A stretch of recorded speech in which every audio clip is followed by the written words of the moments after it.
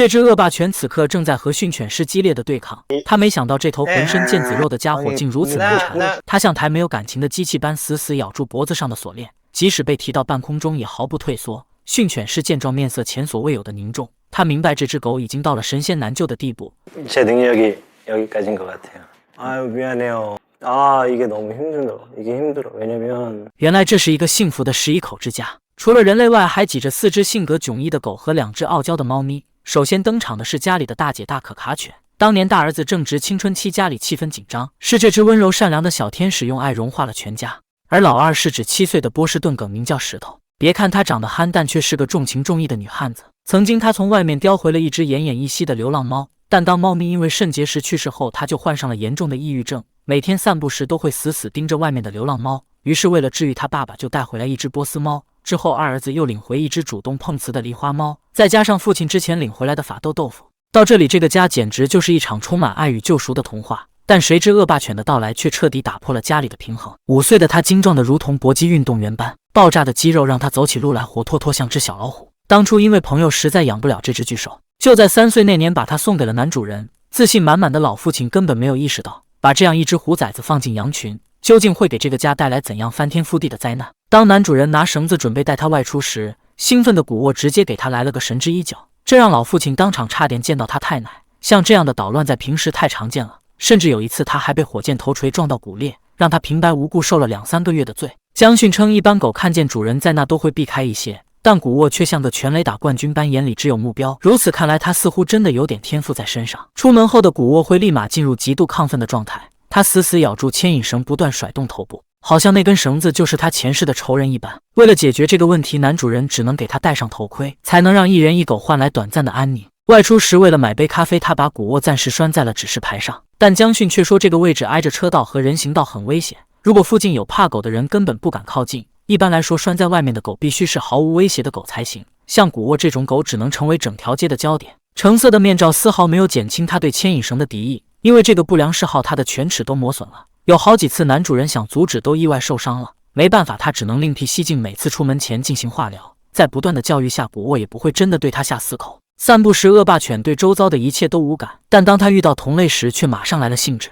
因为主人的控制，他没法冲向目标，就只能通过咬牵引绳撒气。江训解释，有些狗并不是因为生气才咬绳子的，它们只是想咬点什么让自己平静下来。甚至那些咬住人类身体不松口的狗，它们不是愤怒，只是单纯的想把它据为己有而已。형님한테 내가 나쁜 마음도 없고 이거 한번 물어보면。男主人表示，古沃不仅把项圈撕开过，有时候还会毫无顾忌地横穿马路，这让男主人不得不套上2根绳子增加安全性。他也尝试过用屁链控制它，但却适得其反。最后他只能选择胸背带这种比较安全的方式。江训表示，有些狗用屁链确实会出现更兴奋的情况，项圈的拉扯反而会起到煽风点火的作用。虽然古沃对男主人一副忠心耿耿的样子，但他和家里的法斗却是死对头。如果主人不制止，他们的叫声都能把房盖掀开。他不记得是谁先挑起这场斗争的，现在他只能用卧倒抱住的方式平息他的怒火。其实古沃刚到家时，3只狗是一起生活在卧室里的，那时候他们完全是一副岁月静好的模样。但有一次，豆腐因为护士把古沃给咬了，从此2者的关系就一落千丈，开始了漫长的对战。因为体型的差距，他很怕古沃会重创豆腐，所以就装上了安全门，让古沃和石头住在卧室里，豆腐则和其他3小只在客厅里活动。不过即便如此，安全门也曾因为古沃的攻击而报废过。渐渐的，客厅的2猫2狗都上了他的黑名单，也就石头这只老好狗勉强能和他生活在一起，但他也会时不时的成为古沃的出气筒。好在他投降的特别快，没有酿成大祸。其实男主人也想过把石头放出去到客厅生活，但那样的话家人的担子就会变重。他也知道石头才是最大的受害者，就像一个女人被迫和有家暴倾向的丈夫生活在一起一样，这对石头来说完全是一种煎熬。接着江训问到古沃是否会对学龄前儿童产生攻击性，老父亲回答说他完全不感兴趣。这时所有人都稍微松了一口气。江训面色凝重地警告道，这必须要经过严格的测试才行，因为如果他把想要撕咬的对象扩大到了人类幼崽身上，那就真的到了神仙难救的地步了。镜头一转，早上8点，老父亲一天的辛酸日常就开始了。自从古沃来到家里之后，他的世界就被限定在了这不足10平米的卧室里。为了防止他冲出去和豆腐发生冲突，他不得不在家里过上了独居生活。一家人因为古沃划分成了2个世界，这样的生活和监狱似乎没什么区别。大儿子在监控里看到这一幕，心疼的直叹气，但这位被监禁的老父亲嘴上却说着我很幸福。他最大的愿望就是古沃和豆腐不要再打架了。为了打破这种令人窒息的僵局，父亲决定冒险尝试一次。他想让古沃和豆腐隔着一定距离见个面，看看他们是否能重新接纳彼此。但这在大家看来根本就是一个不可能完成的任务。当房门打开的刹那，古沃体内的基因瞬间觉醒了，他死死盯着豆腐，陷入了极度亢奋的状态。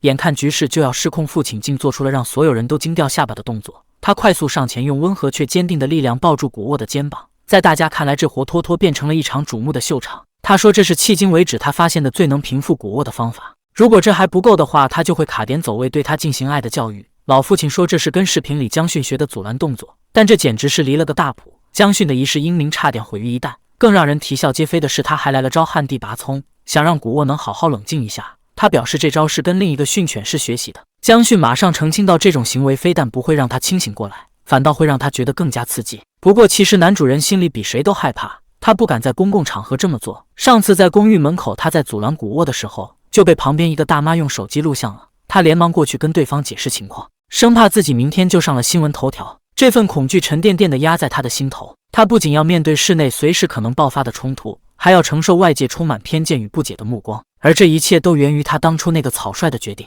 就在这时，门外传来了妻子回家的声音。陪着父亲一起坐牢的石头像个刑满释放的囚犯一样，激动地奔向了久违的自由和妈妈的怀抱。一家人难得地坐在了餐桌前，虽然饭菜已经摆好，但这顿饭吃的却异常沉重。妻子回忆起当初丈夫私自把几只狗带回了家，甚至都没有和家人们商量过。正是这份鲁莽才让整个家陷入了困境，而父亲也没有逃避，反而在镜头前袒露了自己的原罪。当初因为自己很喜欢这类犬种，就把可爱的幼崽带回了家。他觉得家人看到他可爱的样子肯定会接纳的，但没想到几年前挖的坑终于把自己给埋葬了。其实我们经常会因为一时的喜欢或者同情，就头脑一热把一个鲜活的生命带回家。我们总是盲目乐观的以为只要有爱，所有的困难就都会迎刃而解，但现实却狠狠地给了这位父亲一记耳光。爱并不能解决基因里携带的冲突，妥协也不能抹平两只狗之间不可调和的领地意识。好在父亲现在也认识到了自己错的有多离谱，这份愧疚让他心甘情愿地将自己困在这个不足10平米的卧室里。但是这种看似负责任的画地为牢真的能解决问题吗？镜头里卧室的墙壁惨不忍睹，整片墙纸被古沃硬生生地撕裂扯了下来，这千疮百孔的墙壁就仿佛是他内心焦躁与力量的具象化展现。父亲坦言，其实他不是没有想过放弃，他也曾动过把古沃退养或者送给别人的念头。当时他请朋友联系了大概5个愿意领养的家庭，但当他把古沃的照片发过去后，大家都拒绝了，似乎没人愿意接手这样一个随时可能拆家的定时炸弹。家里似乎因为这只恶霸犬而陷入了彻底的僵局。其实父亲的愿望非常简单朴素，他只是希望能敞开房门过日子。他更希望古沃和豆腐不要再隔着围栏狂吠。此刻一个家庭的和平与幸福全都系在了江训的身上，但他知道要实现这个朴素的愿望，很可能要经历一场极其艰难的硬仗。为此他先布置了一个看似简单的作业，他让原本被关在里面的波士顿梗去客厅生活，然后让古沃在房间里进行室内散步训练，通过这种方式可以消耗他的精力并建立起规则。2周后，江训和嘉宾又对一家人进行了回访。本来江训是想打破主卧里的小团伙的，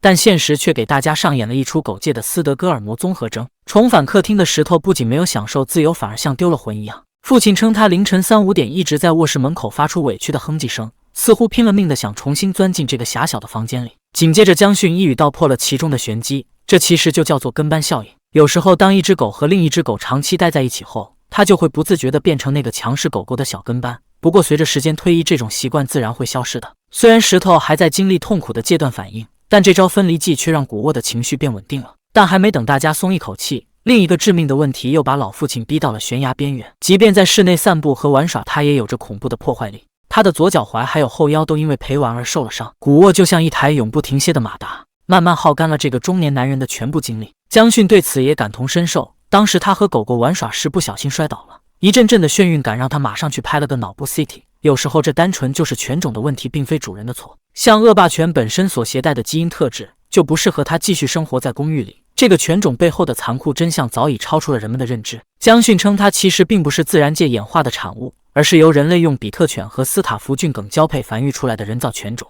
并且恶霸犬也是分型号尺寸的，一般有口袋体、经典体、标准体，还有一种如同怪兽般特大号体。就在近2年，特大号恶霸犬已经在英国被禁养了，因为在过去2年里，英国发生的所有狗咬人致死事故中，有一半都出自特大号恶霸犬之口。最让人感到悲哀的是，如今市面上流通的很多恶霸犬，根本不是由那些负责任的正规繁育者培育出来的，它们是人类为了炫耀而刻意制造出来的畸形产物。对于这些造狗的人来说，狗狗的精神是否稳定，肉体是否健康根本不重要。正因为这种毫无底线的乱繁殖，才会让这个品种中偶尔会冒出一些基因突变、极度暴躁的个体。听完这段话，父亲陷入了死一般的沉默。他终于明白了，当初自己觉得特别酷的狗，可能不仅仅是一只宠物，而是一个背负着人类贪婪基因的潜在威胁。紧接着，江迅提出可以做一个简单的测试，他让2位嘉宾假装夫妻抱个娃娃走过去，如果他对婴儿做出任何威胁性动作，那他的危险系数就要拉满了。为了测试，节目组还安排了之前节目中的贵宾犬作为辅助犬。当2只狗相遇时，古沃并没有太大动作，但当他看见抱着玩偶的夫妻俩时，空气瞬间就凝固了。因为牵引绳的阻挡，他无法咬到目标，所以他就回头死死咬住了阻碍他的罪魁祸首。最后还是男主人的蝎子摆尾才让他平复下来。接着当古沃靠近娃娃时，瞬间又爆发了。他从没意识到自家狗子竟对婴儿有这么大的敌意，眼前这一幕也让江迅在心底下定了某种决心。좀 심한데 뭔데? 그게 완전 다른 앤데? 他直言不讳地告诉父亲，古沃刚才的表现很糟糕，现在就算做其他测试，结果也不容乐观。老父亲说，这其实已经不是第一次了。某天散步时，对面来了个抱娃娃的孩子，谁知古沃像一颗炮弹般冲了出去。虽然他赶紧跑过去和对方道歉了，但他还抱有最后一丝希望，也许古沃只是对娃娃有反应，对人类没有。江迅马上指出，这个解释根本没办法自圆其说。其实古沃在去咬孩子手中的玩偶时，他就已经分不清哪个是孩子哪个是玩偶了。而且孩子的年龄越小，古沃就越可能把它当成动物，即便他对孩子们有一丝威胁，都要引起重视。接着老父亲又放出了一段视频，之前古沃靠近婴儿车时并没有反应，所以今天的测试着实把他惊出一身冷汗。为了找出这只恶霸犬屡屡暴走的真正原因，江迅带父亲开始回放之前的录像。他说法斗舔嘴唇是想回避的意思，他根本没有跟古沃打架的想法，但后者却没有任何躲闪，重心死死向前倾覆。可能在他脑子里根本就没有我为什么要松口的概念。他不是在发脾气，也不是想杀戮，他只是单纯的想把目标叼在嘴里，这完全就是一种纯粹的捕食行为。有的狗打架是处于恐惧自保，但古沃完全就是为了攻击而攻击。这番话又勾起了男主人的一番回忆。当时在公园里，古沃突然锁定了马路对面的一个目标，他像炮弹一样冲了过去，死死咬住对方。无论男主人怎么往后拽，他都纹丝不动，最后还是他把手伸进他的嘴里才勉强撬开。听到这里，江迅再也忍不住了，开始戳破他的幻想。 보호자님은 충분히 보호를 못할 것 같아요. 虽然男主人每次外出时都给他戴好嘴套，拴着2根绳子，但意外的降临往往就在出人意料的瞬间。就像刚才测试时，牵引绳上的金属扣环都被崩飞了，在绝对的力量面前，防护装备脆弱的不堪一击。为了进行最后的底线测试，江迅决定单独会一会这只恶霸犬。但令人意外的是，面对在客厅里的狗桶里，古沃不仅没有警惕，甚至连凑上去闻味道的兴趣都没有。江迅看着在房间里东张西望的恶霸犬，眉头紧锁。他似乎根本不在乎咬到的是绳子还是人手，只要有东西在眼前晃动，他就会本能的死死咬住。在得到主人的同意后，江迅给古沃换上了屁链。他想测试一下，在面对强烈的物理压迫时，这只狗是否会展现出屈服或者回避的正常本能。然而接下来的一幕却让他一阵胆寒。当他收紧牵引绳施加压迫时，他不仅没有退缩，反而疯狂地向上跳跃，甚至用自己的头狠狠撞向了牵引绳的方向，以至于自己的嘴角因为剧烈的摩擦而泛红了。但他毫不在意，依然死死咬住那根带给他压迫的牵引绳，仿佛那是一场至死方休的拔河比赛。至此，所有的测试都已经结束，所有的侥幸都被残酷的现实一一击碎。现在也到了下达最终判决的时候。江迅觉得现在已经没有训练的必要了，因为这根本就解决不了古沃的问题。 훈련을 할 필요가 있을까 생각이 들어요. 집합 건물에 살면 안 되는 개예요. 其实男主人之前也猜测过他可能有精神病，甚至还带他去过好几次宠物医院。他恳求兽医给古沃开一点镇定剂，但对方拒绝了，因为这超出了医疗的范畴。正常的狗如果被人强行限制，一定会对这个人产生愤怒或者恐惧的情绪。但身为一个活生生的动物，古沃好像没有任何情感。他的世界里似乎只有死死盯住猎物和撕咬。没有情绪就意味着无法沟通。 无法沟通就意味着任何建立在信任和服从基础上的常规训练，对他都将毫无意义。他就像一台被输入了错误代码的机器，在这个不属于他的家庭环境中盲目的运转着。也许现在只有用蛮力才能让他屈服，但即便如此，江迅也不敢保证他之后就能变好。狗统领第一次在节目中感觉到如此无力。 아유 미안해요. 아니요, 저 在公寓楼这样人口密集、充满各种刺激源的环境里，养着这样一只没有情感反馈、随时可能因为捕食本能而失控的猛犬。 无异于在人群中安置了一颗定时炸弹，就像男主人自己说的那样，一旦他挣脱了那根牵引绳，小区里就要有人遭殃了。作为一名专业的训犬师，他给出了2个建议：第一，就是带着他搬到一个人少的地方去，在那里他可以慢慢的陪古沃耗着，直到他13岁之后身体机能衰退，他也就自然失去了攻击的力气。但在这个寸土寸金的城市里，对于一个普通家庭来说简直是天方夜谭。如果搬家做不到的话，就只剩下最后一个选择了。安乐死这3个字像一记重锤，狠狠地砸在了父亲的胸口。江迅最终还是把决定权留给了他自己。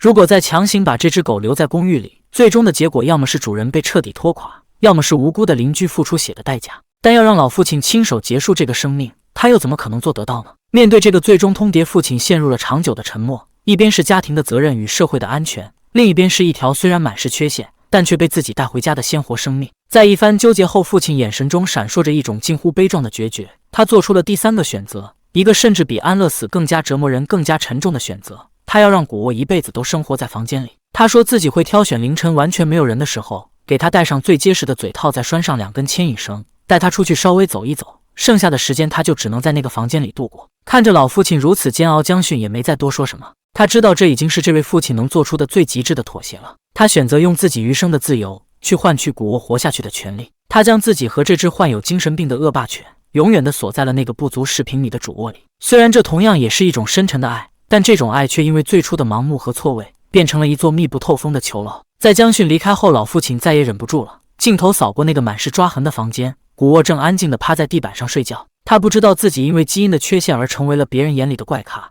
他也不知道那个满身伤痕的男人为了让他活下去付出了怎样惨痛的代价。古沃是可怜的，因为他没有选择自己出生的权利；父亲也是可悲的，因为一时的冲动背负上了无法卸下的十字架。这期节目真的给我们上了极其深刻的一课，爱护动物绝不是盲目的把它们带回家。在没有充分的了解一个犬种的基因特性，没有评估自身家庭环境是否适合之前，不要轻易的因为虚荣或者泛滥的同情心去领养任何一只狗，因为一旦悲剧发生，没有谁能全身而退。我们下期节目见。